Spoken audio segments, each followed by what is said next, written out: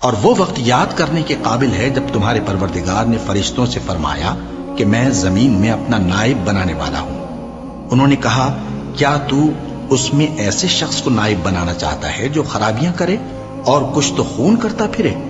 اور ہم تیری تعریف کے ساتھ تسبیح و تقدیس کرتے رہتے ہیں۔ فرمایا میں وہ باتیں جانتا ہوں جو تم نہیں جانتے۔ اور اس نے آدم کو سب چیزوں کے نام سکھائے، پھر ان کو فرشتوں کے سامنے کیا اور فرمایا کہ اگر سچے ہو تو مجھے ان کے نام بتاؤ۔ انہوں نے کہا تو پاک ہے، جتنا علم تو نے ہمیں بخشا ہے اس کے سوا ہمیں کچھ معلوم نہیں، بے شک تو دانا ہے، حکمت والا ہے۔